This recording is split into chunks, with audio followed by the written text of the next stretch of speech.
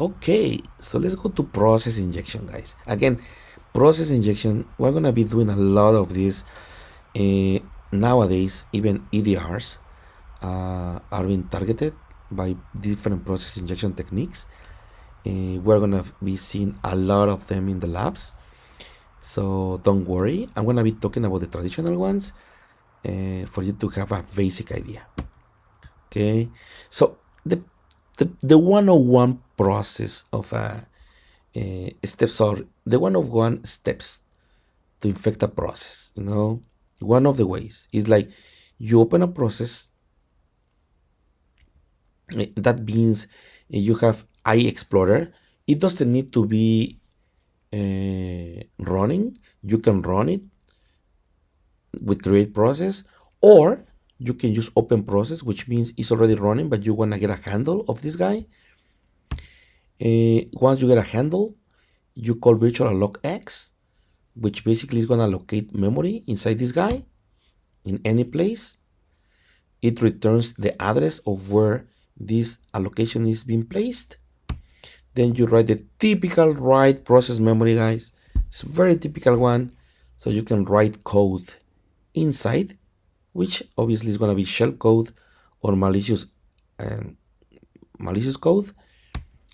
And then you call a create remote thread, which is going to, uh, release the thread from suspended state, and it's going to let it go and run. It's, high level, guys. We're going to see this in detail, but high level, that's how it would look like a infection into a process. Okay. And the actions are going to be performed by eExplorer since it was infected. And the firewall, if it allows iExplorer to go to internet, then the traffic is going to be allowed also, since this process PID is the same. Okay. Again, we're going to see many of these. It's just an idea for you to see how infection works. Process Halloween. This was, as I said, one of my favorite ones back in 2013, probably. Pretty cool one. So, see, check this. This used to override the memory space of a running process with a malicious executable. Yes, you read correct. Override the memory space. So, let me explain it. You get a process in memory, you remove it, replace it with malicious malware, take over and run it. Like freaking amazing. Able to disguise as malware because it's running as that legitimate process. Same privileges, same path. If you check the process name, you check the path, everything is the same because you just change at memory. Okay, so let's see how that works, like in a glimpse, guys. So let's say that you have an iExplorer. Okay, again a process. You put it in a suspended state. It doesn't run. The threads are suspended. The process is suspended. Then you said, okay, remove all the sections in memory from this guy. That means the actors already know which is the starting address and the end address and the size. That's very important. They remove the content and then they allocate new memory space exactly at the same offsets. And guess what? Overwrite everything with the malicious binary. Obviously, again, it's not that easy.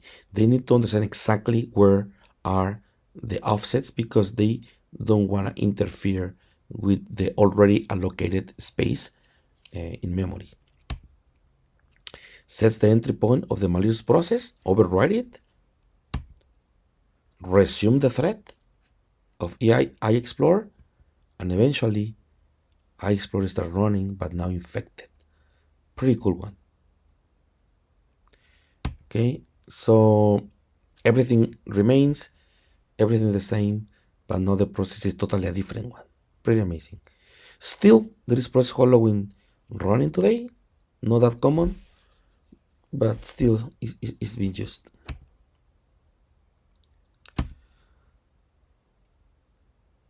Let's talk about Windows hooking. So Windows hooking, basically, what is hooking? So hook is a name being used to intercept messages destined for applications. Think about a hook like a interceptor. Okay, so it's the same as malware. Like, like the antivirus is gonna put a hook in a process so that when a function is being called, let's say a create process function is being called, they put a hook so that every time that function is called, that hook is an interceptor that redirects to the antivirus, and then the antivirus analyze whoever is calling that function and takes a decision to block it or not. Now, that's from the protection. Malware authors can also intercept those different functions and then redirect to other malicious purposes. No, like, you know, like let's suppose that they intercept these functions, and let's suppose that the function is gonna be for listing the files in a directory. So then these guys can avoid that and shows everything but the file that is sitting in that folder, so that the people cannot see the malicious file on this, for example. A very common usage of hooking is keyloggers. So basically they intercept the keyword to monitor every time someone is typing something. They steal the keystrokes and exfiltrate them. Okay. Again, as I said, for malicious purposes, they put hooks so that they can intercept specific functions, and then they run malicious code. As I said, keystrokes can be stolen. In ATM malware, for example, they used a lot of hooking because back in the day, because they put a keyword, they infect the ATM, they put a keyword, and then when they put a specific combination of keys, then the malware reads those keys because they are hooking the keyword, and boom, they are able to perform specific actions. But again, guys, so hooking, let me give you an example here, inline hooking, so that you can see more like a in detail action. So inline hooking, so overwrites the first bytes of a Windows API in order to redirect the flow. Okay, so for example, let's say that you call the WSA send function, and the first instruction you see here, this is a hook. Every time they jump here, it jumps to another place. This place, if it is for V9 actions, is gonna jump into the antivirus or EDR program to analyze who is being calling it. If it is for malicious actions, it is an actor that is redirecting every time you call it, is being redirected to their malicious actions, and they will do whatever they want.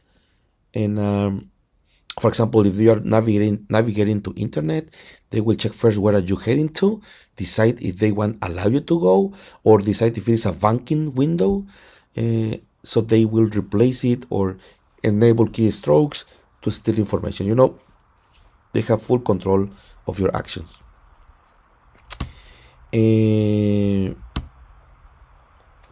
So normally, if this instruction is from antivirus, what the authors does is they jump after this. They jump on here or here or here, so that they don't get caught by the interceptor. So they jump after this and then jump into the function. There are many ways to bypass it. You will see in the labs. Finally, hidden desktops. Again, hidden desktops is not very common nowadays.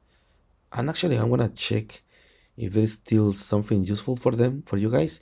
But let me explain you what was this before. So the desktop, Windows desktop, is the main graphical Windows interface. Okay, it is used to create and manage Windows in the system. That's why Windows is called Windows, because it has all Windows around. Okay. And I don't know if you know, but it is possible. It is possible to have more than one desktop in the system per user. In Mac, it's very common. You slide to the right or to the left with 3 fingers, and you can go to other desktops. In Windows, it's not that easy, but same idea. You have multiple desktops managing different windows. So what the malware does is they go and say, hey, you know what?